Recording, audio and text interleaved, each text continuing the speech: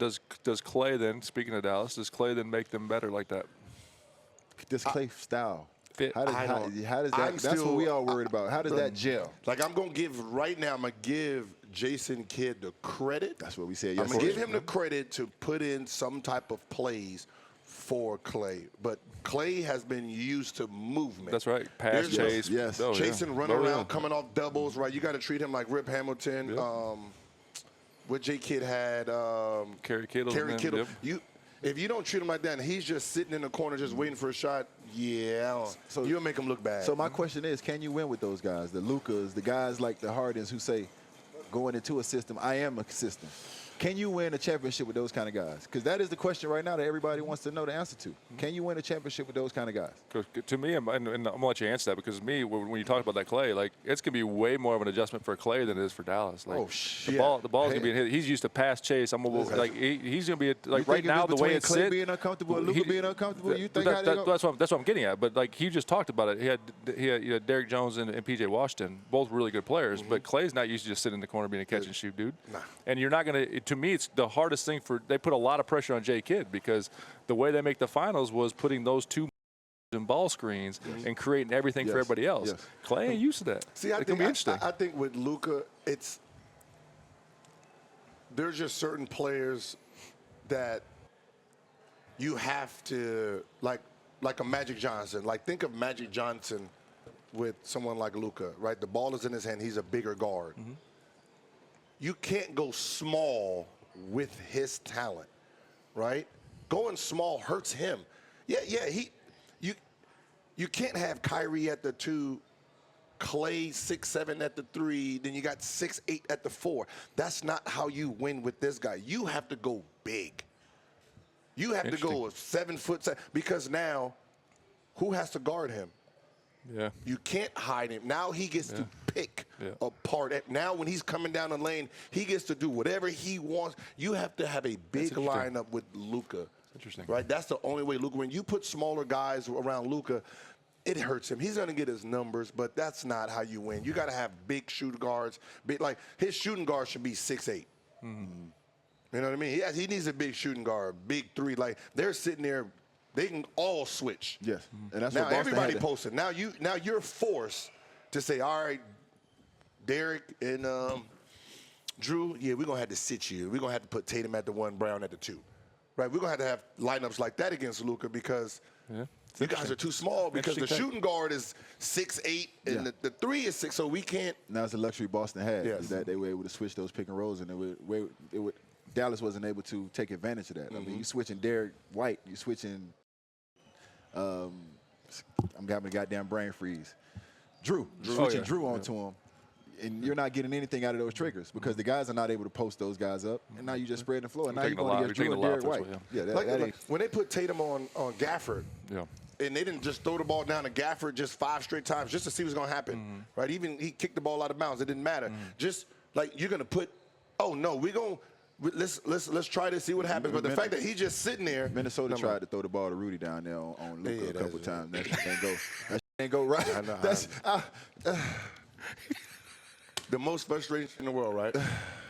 When you see the mismatch, and then you throw it down there like, oh, man, it's going to be a long night, bro. I mean, because you want to be able to exploit that somewhat, just to a degree. He doesn't have to score 60 down there, but if he can make a couple you want to make an adjustment. You want to make him think about it. Just enough to make Dallas have to think about it. Hold up, because here's the deal. The coaches are the biggest overreactors in America. Yes. So if you do it one time, they're like, can't do that no more. Instead of just picking their poison. Okay, well, Rudy Gobert's gonna have to have 50 against Cincinnati. They'll never do that. No. Like, to me, in my life, I'd be like, we're cool with this thing, but they're the biggest overreactors in the world. If we just give it to Rudy one time, he lays it in, they're like, damn, we can't do that no more. Go back normal. Under. And now that we talk about some of the things that you have to be cool with, that's one of the things that we talk about when playing against Boston. Be cool with them making a contested 3. Be cool with them making a contested 3. It's okay. Don't overreact. You had your hand there. You was in his face. That's a 25% shot. Be cool with making that, but they got to make them for 4 quarters. I mean, you got to take away the open ones. They got to make contested ones for 48 minutes. Coaching in the playoffs, take away the open ones. The open ones are what kills you. There's got to be adjustments, but if you're making major adjustments in a playoff series, you're going to get boned anyways. Well, once again, now we talk about major adjustments in the playoff series. Let's go back to the conversation that we had earlier, habits. Because the Habits, playoffs are where your habits are revealed. for sure. And lack of are revealed in the playoffs. No, facts. We talk about Joker, and we talk about Embiid. And I say that, yes, Joker is great, and yes, you start your team with Joker if you're picking a team today, but I say it's only because Joker has better habits. If you're asking me who is the better talent, I'm going with Embiid 7 days a week and twice on Sunday. And me and Mike was arguing for about an hour before you got here. But that's the argument, right? One is super talented, one has better habits, right? Who you starting your team with right now? If I had to pick one, You got to win a championship. if I got to win a championship, I'm gonna go with Jokic, right? Or the reason is, Embiid is no different than some of the most talented players we've ever seen, right? They're so talented that they don't jump into the next category, right? Why do I need to get in top shape if I'm averaging 35 and 15? That's what we were talking You know about. what I mean? It's Do like, you think you ever figure it out? No. Damn. It's too easy for him. I'm wishing for them. I'm hoping for him. He's sitting there. He's making $65 million and getting buckets. I mean, just seeing what he's capable of, I would love to see what that would look like if he figured it And out. that's just me I as agree. a fan of the No, game. well, we all agree that. And for this sure. is when we say this out loud, they think we're hating. Oh, hell no. So, Good. like when I said Giannis, Giannis, if you got a back to the basket, post up playing it, you know how great you will be. Yeah. Like you averaging 32, just running downhill, just after. If you learned how to play this game, oh my God, Man, with your engine, whoa. Man, my last 4 or 5 years was based off getting rid of bad habits. And they got paid. And go down the list of guys that got paid that came to Miami that were undrafted or their way out of the league and figured out how to change their habits, and they got paid. It's habits. Like with Embiid, it's more like you just look at little things. Like there was a video of Jokic playing street ball. Oh, I saw that.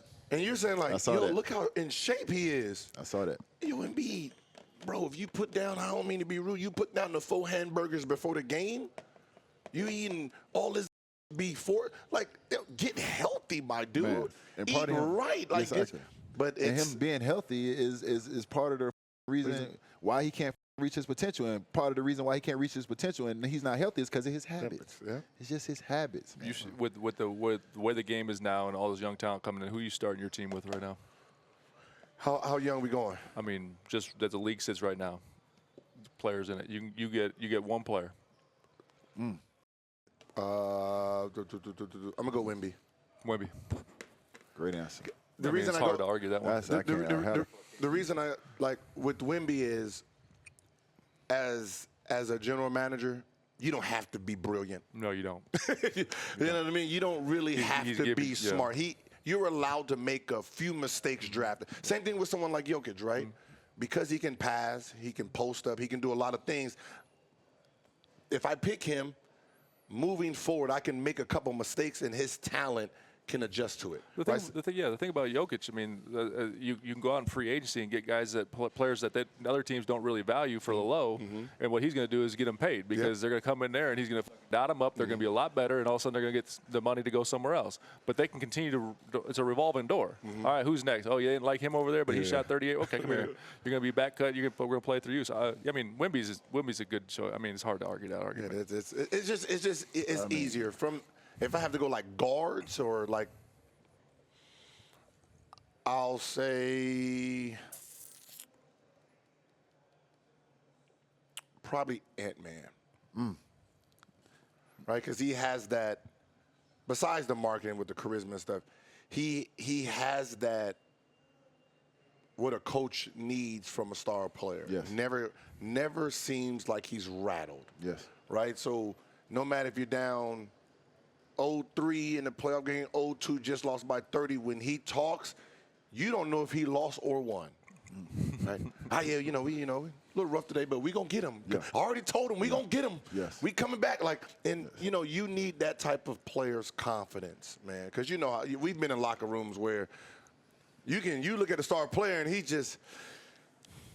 Yes. I'm like, yeah, man, let me go ahead and deflating. With Ant-Man, I love the fact that he's changed the mindset. He's changed how we look at the Minnesota Timberwolves. He's changed that. I think they've somewhat, as a team collectively, have embodied his attitude and his personality just a little bit. And I think that's helped the way we view Minnesota. Yeah. We don't view them as the losers, and obviously they've been to the playoffs a couple years, but we don't view them as the losers that we used to view them as, and we also don't view them as soft.